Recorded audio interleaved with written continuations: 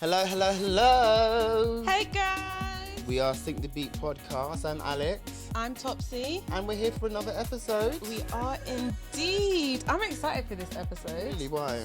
Do you know what? Because it's caused me to go back and reflect and even do history lessons with myself. Yeah. And do you know what? When you run a podcast like this, you need to know your facts. True. And what's been so fun for me is, as you said, going back and actually doing the homework and like learning about the history and also learning things that you didn't know. Yeah. Because it's all well and good we can come here and give our opinion on stuff, but what about actually knowing what the facts are? And they intrigue me. Yeah. So you guys might be wondering what we're on about. So we went for a talk at the British Library. Yes. And guys, you know what? Living in London, I didn't know there was a British Library in the middle of London, to be honest. No, me neither. I always knew there was a library, but I didn't know that was there. I just knew there were libraries when you were in university. I didn't know like there were other libraries that you could just walk into. But we went to the British Library in Euston. No, it's King's Cross. St. Pancras kind of area? St. Pancras, King's Cross area. King's Cross, St. Pancras. And we went for a talk. Actually, I went for one talk. Well, we went for one talk. Yeah. You went for another one.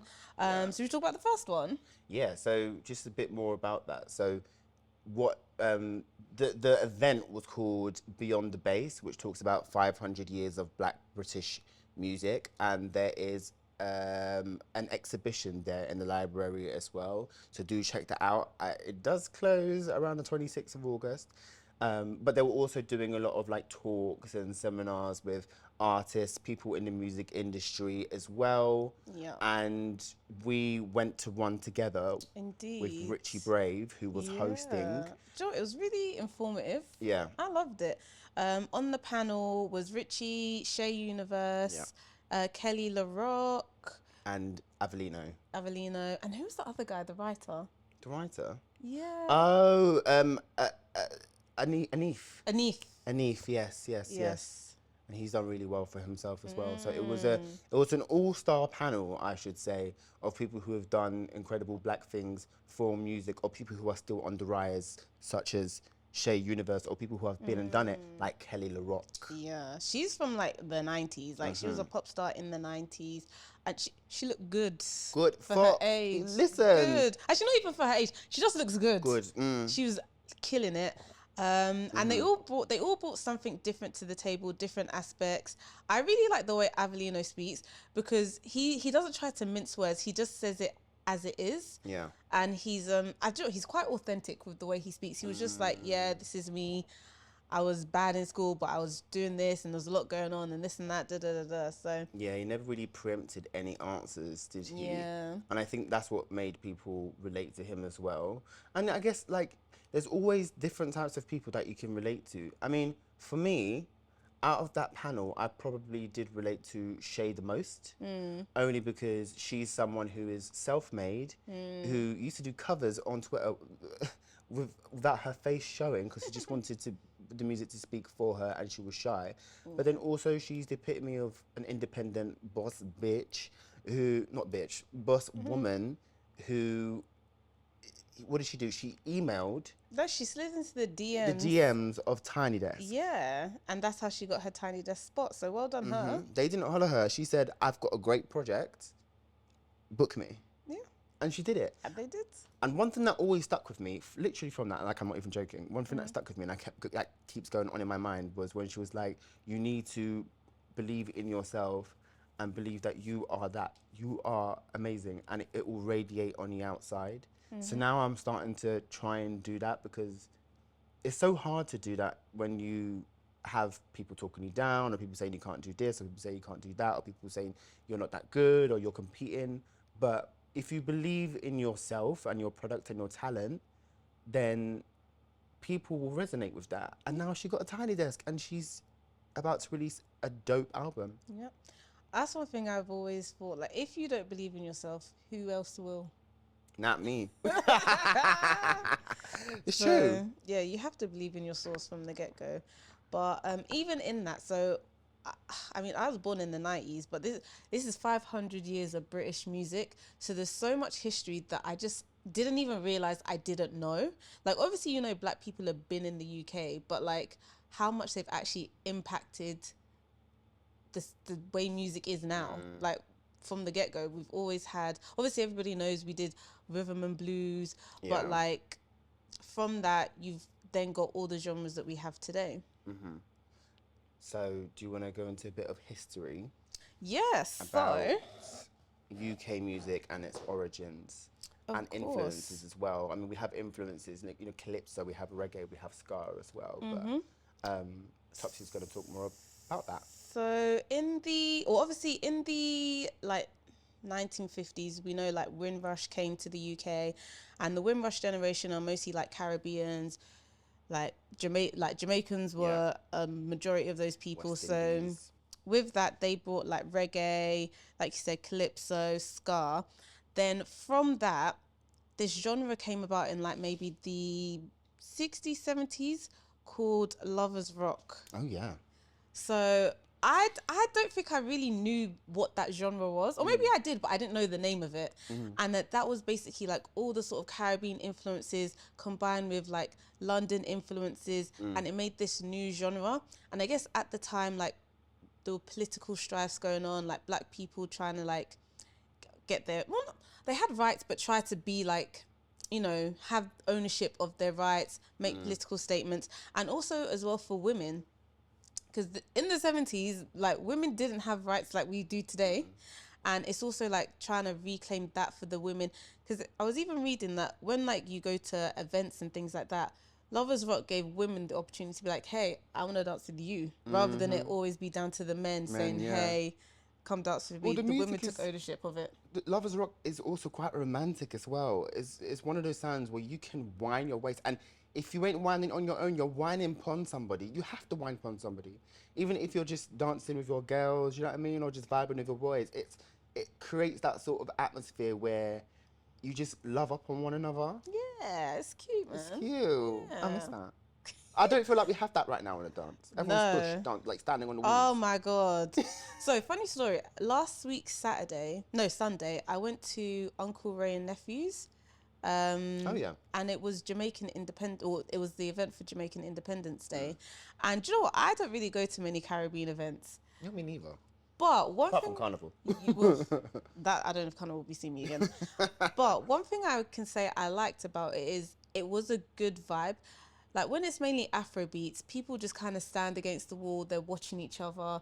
But when it's sort of a Caribbean type thing, like people will actually dance with each other. And I will say the men are quite respectful. So if they come up behind you and you're like, oh, actually, I don't want to whine with you, it's not like, oh my God, what's wrong with you? It's like they just move away and that's it. Like it's no harm, no foul. And it's just a good vibe. People were actually moving. I liked it. Bring that to Africa. Well, I mean, we're going to kind of need it. So, you know, just based on Lovers Rock, so, you know, there was a series. Yes, on BET BBC show. One. No, Oh. no. This is a BBC One. Oh, because BBC BET One had show. one as well. Oh, did they? Wait, what's your one called? Small Axe. Oh. And they had an episode called Lovers Rock. And one scene that always stuck with me. I mean, obviously there were like domestics, people going through like relationships and like, you know, I want to be with you and whatever. But there was one scene where they were in a house and it was a house party and everyone was just dancing, whining upon each other. It looked sweaty. It looked like time didn't exist. You know, you had all the big Lovers Rock bangers playing in the background, and it just kind of made me feel like, not that we kind of missed out on that, and we don't have our own version of that. But I also do remember me and my best friend a couple of years ago, we went to Brixton and there was like an old record shop. And at the time that we went, there were DJs playing Lovers Rock music on vinyl. Ooh. Yeah, like proper old school. So we were about probably 27 at that time. We went inside and everyone was like in their 40s plus. Obviously there were like a couple like 30s people, but it was mainly an older generation. And me and her were just dancing the night away, talking to talking to so many people that we wouldn't even talk to on a daily basis. It was all smiles, drinks flowing, and that for me was a snapshot into what we missed out on. Yeah. So I thought I wanted to share that with you. Bring You it can carry back. on with history. Bring Bring it back. Bring Lovers Rock back. Do you know what it is? I think that's what we're missing right now. Like, being in our lover boy, lover girl era, everything's like make money, get bitches, Yeah. fuck hoes. I don't care about no one. I don't need no one. But let's bring love back. Love. Because that's back. we've been saying like even R&B. We need to bring R&B back. Bring Lovers Rock back. Bring it all back.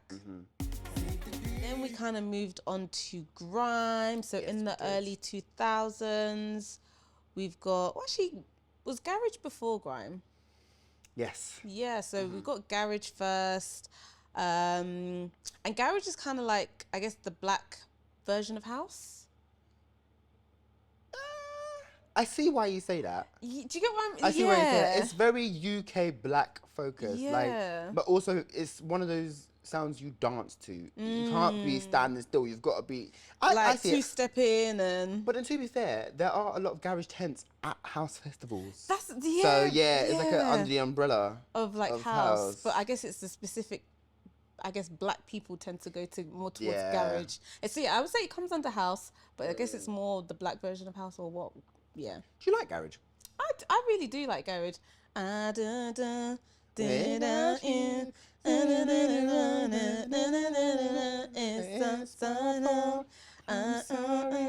a tune. I love that era. That's another era I want back. Do you think? Do you think it'll make a comeback though? I don't know if it'll make a comeback. I don't think it will make a comeback like that. I think there'll be another version. Actually, there are artists who tried to bring garage back. And you said tried. Georgia Smith. She tried to bring garage back? She tried to. I think she sampled like garage songs, like old school songs. To try to bring it back. No, because you can't sample the song. You have to make a new genre. Leanne tried to bring it back. Zayn tried to bring it back. And Zayn's song was actually pretty good. I forgot the name of the song, but it was actually really good. But yeah, it didn't really do well, did it? Yeah. I think the time has been and gone. Yeah. But the legacy that these artists like Miss Dynamite, Saint Germain, like what the legacy they brought is still with us. To be fair, I feel like still to this day, if Miss Dynamite says, "Oh, I'm putting on a show," she will fill out the venue. People will turn up. Yeah. I think I actually saw her recently at Project 6. She was there. She was there. With KEB as well. Oh. And they performed together. Yes. Oh, sorry, I started with the beginning, so. With the lights on. With the lights on. Song. See me. See me. Oh, bruv, that was a banger growing up, and it came out of nowhere. Yeah. That was on KEB's debut, bro. Yeah. Debut. Are you stupid? It's just that sound. It just encapsulates that time. I'm trying to think if that song came out today, would they receive it? I don't think the kids today would get it. It wouldn't do well. Yeah. It wouldn't chart. But in my opinion, those are the kind of music that doesn't need to chart. Yeah. It's for us to enjoy. Yeah. You know. Do you know who also had her beginning in garage music? Yeah. Sia. Really? See? Do you know what? Sia? Yes. I'm going to play you a song, yeah? We have to cut this out. As in Chandelier? No, yes, Chandelier, Sia. I'm gonna swing from the chandelier. You think I'm taking a piss, innit? What did she say? I'm gonna swing for the chandelier. Watch Watch me swing. So she has a song called Little Man. Okay. And it was remixed. This is a classic. I hear it everywhere. Little Man. No one knows the Sia. Every time I go around and tell people, because people know the song, I'm like, did you know this was Sia? Did she release it under the name Sia? Yeah. Oh. So it's a remix. Oh. It's a remix of X-Men and Wookiee. Interesting. Yeah. That's so cool. Oh, good for her. Listen, no, that's a big old classic, and she was young when she did that as well. So, but I do miss a bit of garage, you know. But then there was also skank music. Or should we go to Funky House? We can do. So Funky House is like Dizzee Rascal? Around more like You and me forever. It's my fantasy. Da, da, da, da, da. Ba-da-ba-ba-ba. Do you know what was so funny? So we went we went to DJ Qdex's what was it? His event in the park. Party in the park. Party in the park. And we played a game where you had to guess the song with it, like, as soon as the DJ plays it. Oh yeah. So my stupid team, this girl on my team, she heard the song and she ran there. She gave the answer. The artist is called Egyptian. So we lost. Her name is Egypt, bro. How can you get that wrong? Actually, it was close. But we didn't get the point. Yeah. And we lost in the end. Yeah. Egyptian. Yeah. Don't take the piss. I mean, I was a bit slow. To be fair, I was drunk. So I couldn't even function. I couldn't run. But I knew the answers, but that was a lot of fun. But then obviously Funky House came from Garage, and then Skanks came after that as well. First step, you take your right hand. Next step, you take your left hand. And then you put both hands on your head. And then you show me the migraine scan. Blood, I want to see the migraine scan. Don't stop popping that migraine scan. DJ, show me the migraine scan. Rude boy, show me the migraine scan. Like jump to the middle and scan. Put 2 hands on your head and scan. Man, I like show me how you get down. Man, I like swear down. Come on, absolute tune. Then it was Catch It, Bin It, Kill It. Catch It, Bin It, Kill It. That should have come back when COVID was a thing. And then there was the jungle skank. Show me the jungle skank. And then I never learned the jungle skank dance. Yeah. No. What was that one? And it was like this. It was like. Yeah, that's the jungle skank. Oh my god, I love that one.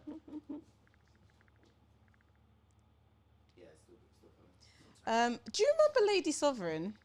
Yes, but I didn't know too much about her. I really loved her. She was very much like, there was no one else in her time doing it like her. She was just like this random white girl that was just on these all like grime hits, and she was just rapping. Yeah, I wonder where she is now. I hope she's doing well. I hope she's okay. Yeah. Alive. Big up Lady Sovereign. Yeah, I mean, I knew her name, but I never listened to her music growing up. You would know her songs though. Love me or hate me, it's still an obsession. Love me or hate me, that is the question. If you love me, then thank you. If you hate me, then fuck you. Yeah. This is giving Lily Allen, but the rap version. No, yeah, this is what she looks like. Oh yeah, I know what she looks like. Yeah. I just don't even remember her music. Love me or hate me, it's still an obsession. So that was the same time as Mystique then? No, I think had that Mystique was kind of flow, before, a little bit before her. Because I know Alicia had that kind of flow as well, didn't she? Yes. Alicia was very much like that. Alicia, did you feel like Alicia carried Mystique? Actually, they were all very equal. Yes, Sabrina, but she Alicia. always, because she was the rapper, her vocals were always very distinctive. Yeah. So she was very, very notable. Yeah. So yeah, that was. Sometimes I forget she was on Mystique, you know. Because she's done so well for herself independently. She released albums as well. She was a Strictly judge, a Britain's Got Talent judge. I liked her music. My favourite song by her was Breathe Slow, can count to 10 with my eyes closed.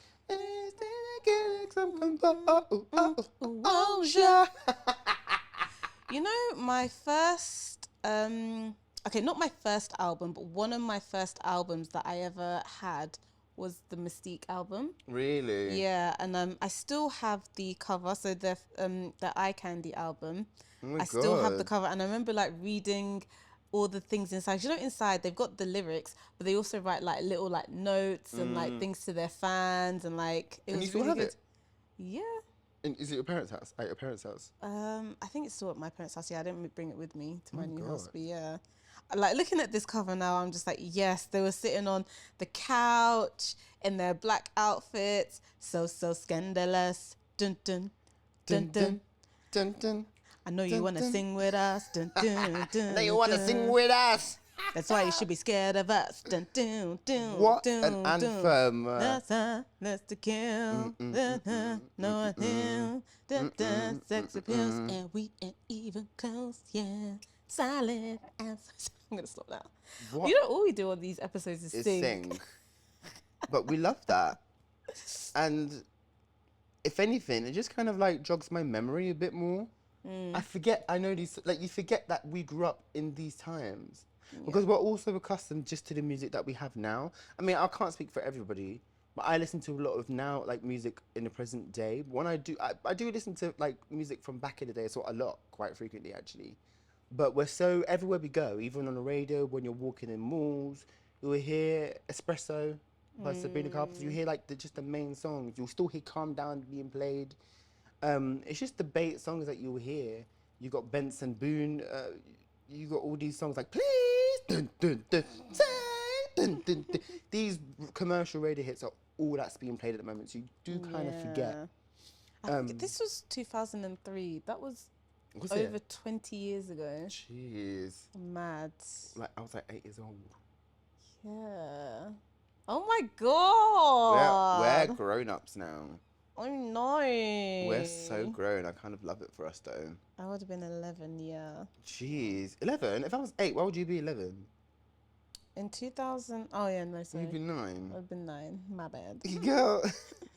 You're not that older.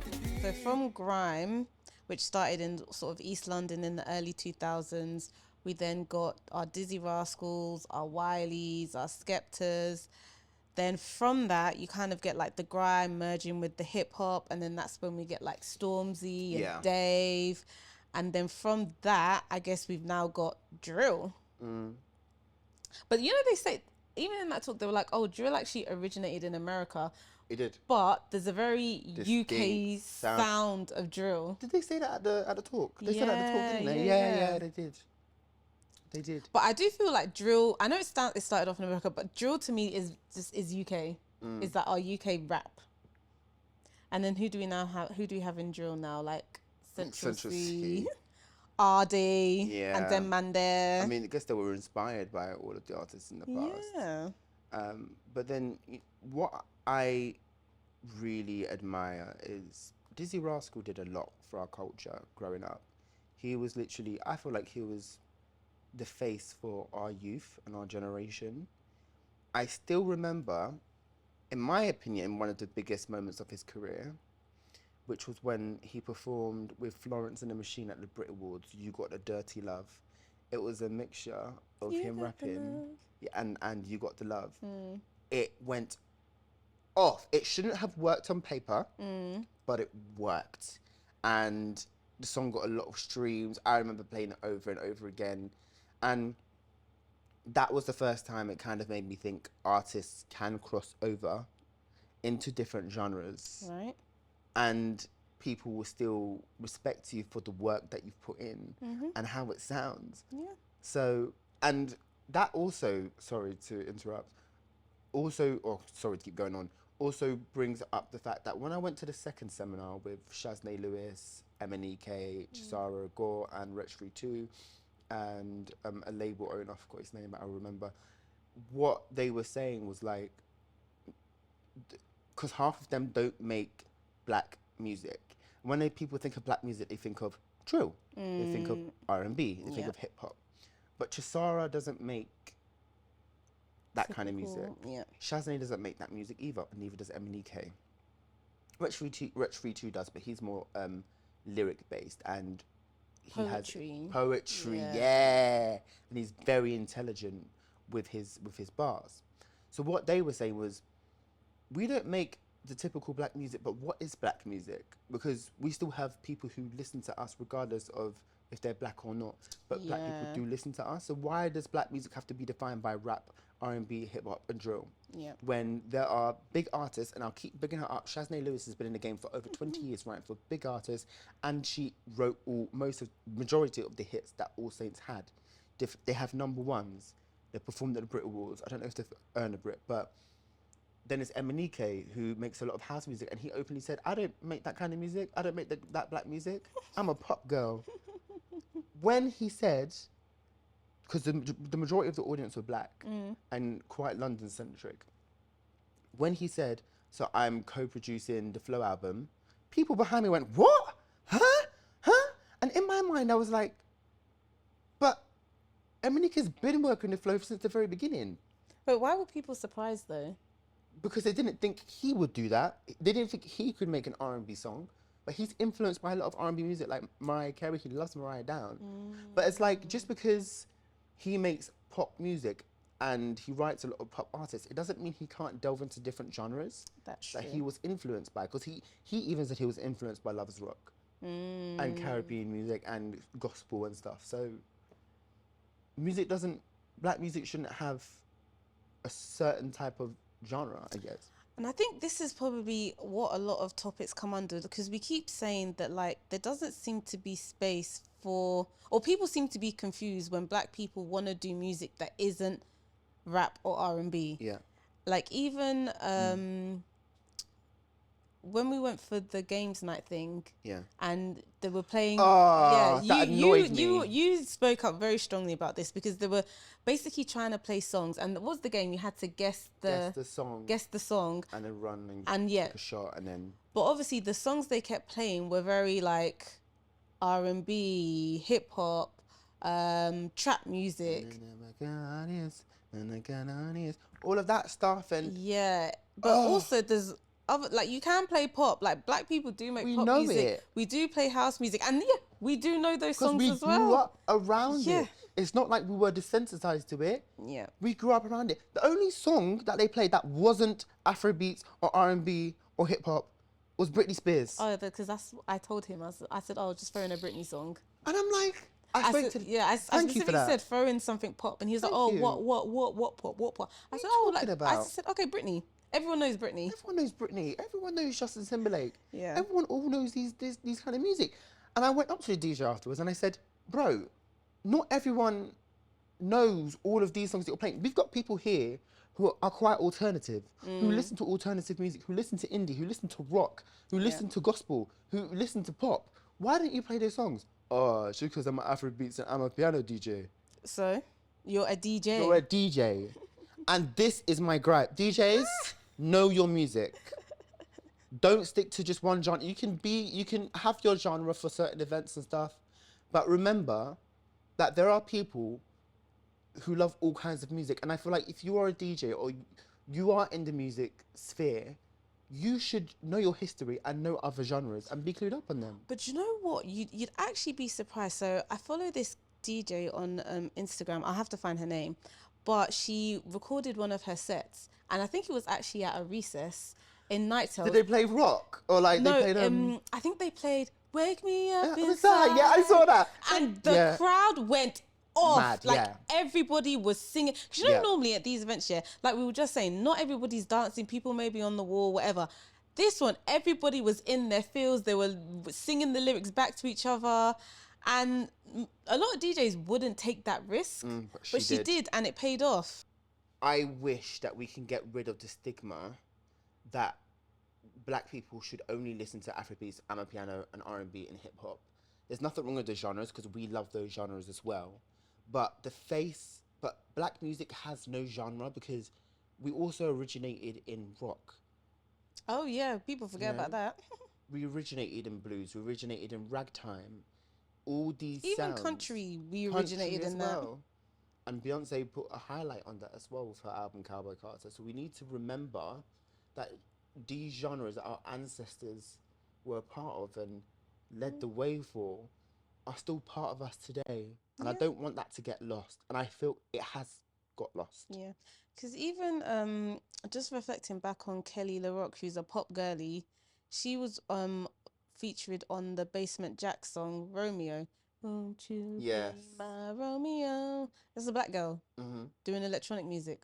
In house music, we have incredible vocalists, and the majority of them are black women.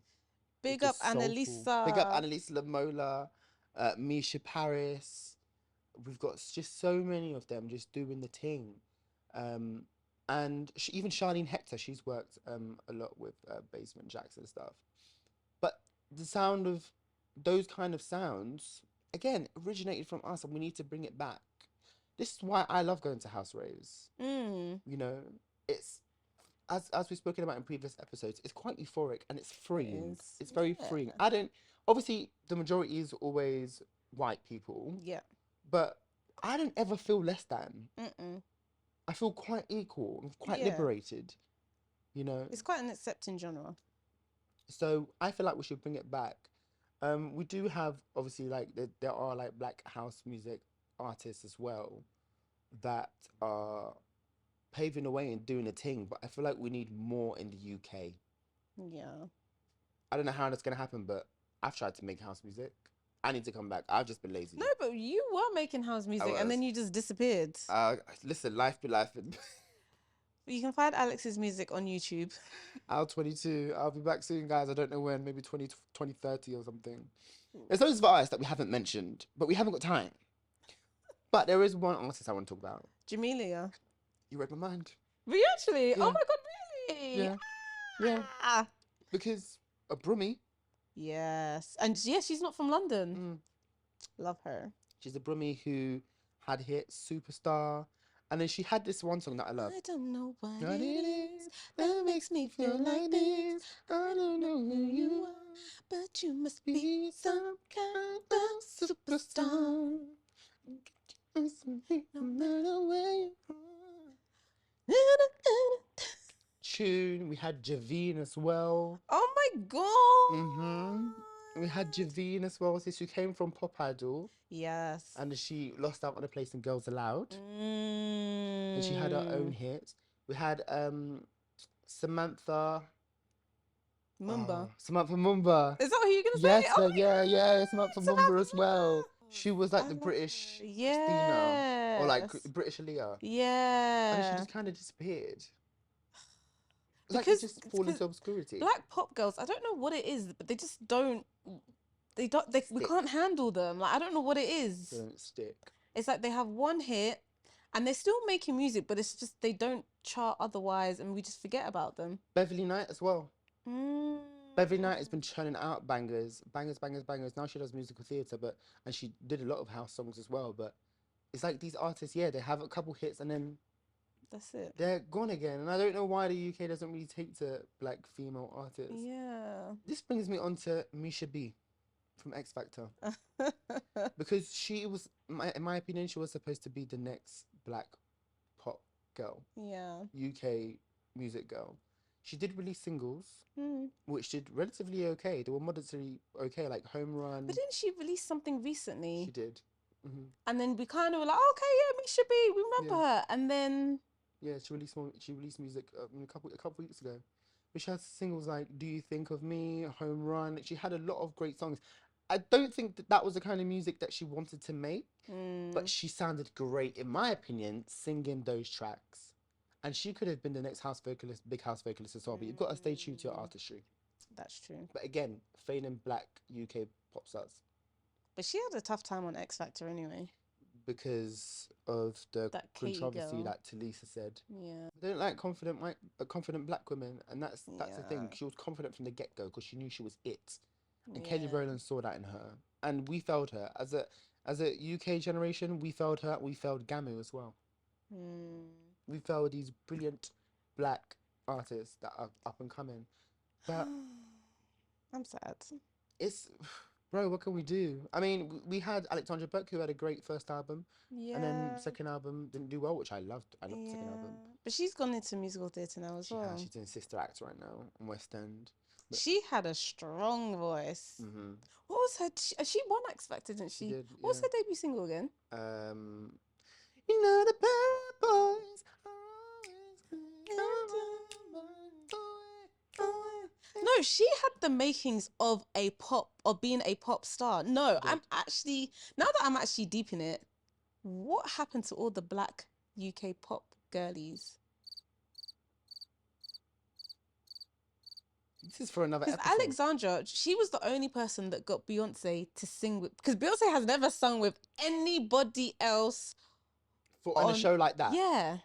On a talent show. And that performance, they smashed it. Alexandra, do you know, I even still remember what she said. I absolutely cannot believe I'm about to introduce this woman to the stage. Yeah. Please welcome my hero, Beyonce. She did her thing. Yeah. With that. But then Fleur East as well. She had her number 3 hit, or she had her hit, top 10 hit, Sax. You better play that sax. Which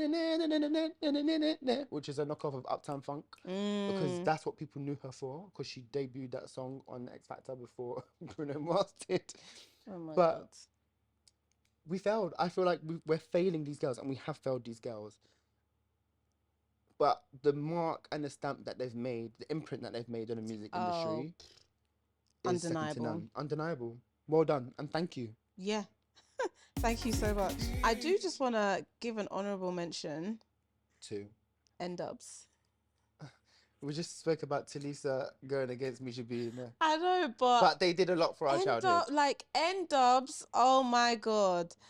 My name's Shaniqua, and what? Nah, get the hell off from my baby. And yeah, the infamous... she the type of lady. Ha ha ha ha, na na na. They did a lot for our childhood. They did. And that was...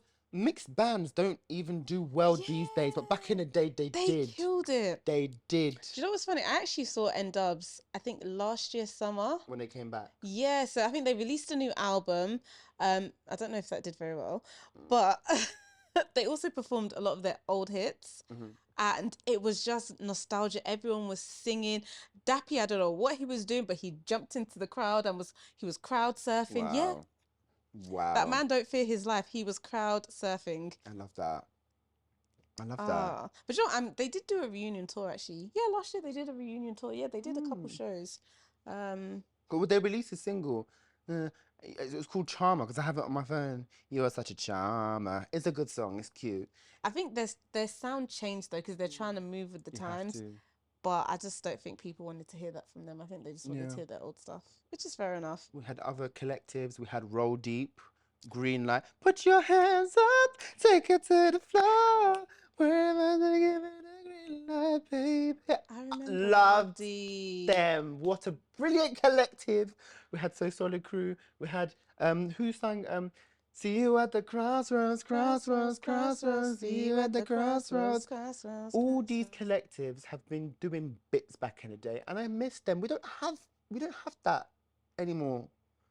Blazing Squad. Blazing Squad, yes. That was the band Marcel was from, right? Yes. Yes, because he spoke about it every 2 seconds. See you at the crossroads. See you at the We don't crossroads. have that, and it's so sad. But we grew up.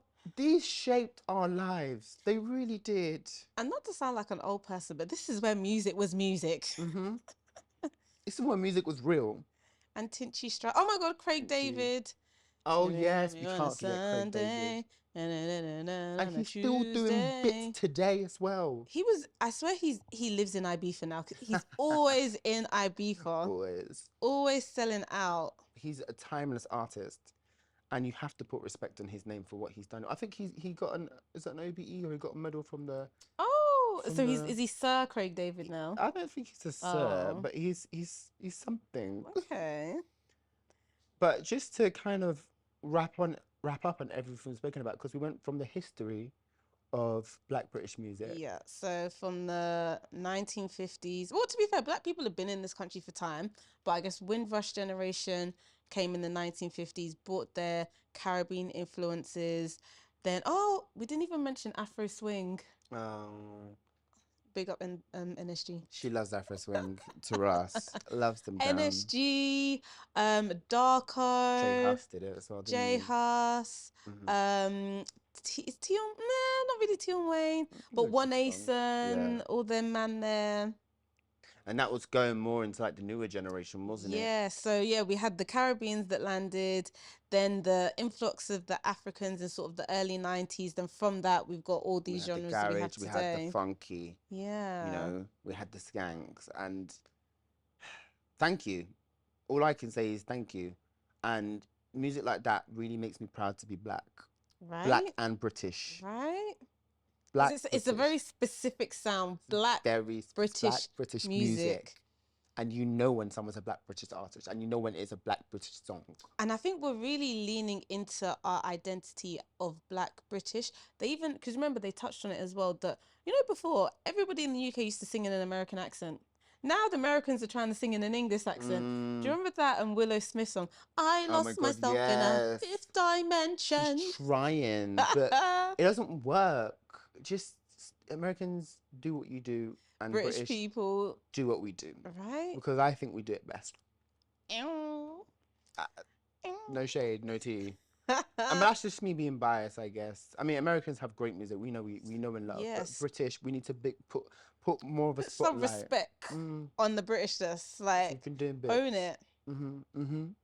But there's so much more we can talk about. It's annoying that we don't have time, but we can always do an extension episode, like a part 2 to this episode. I feel like I think we need to do a part 2. I can't lie. Maybe from the Afro swing to now.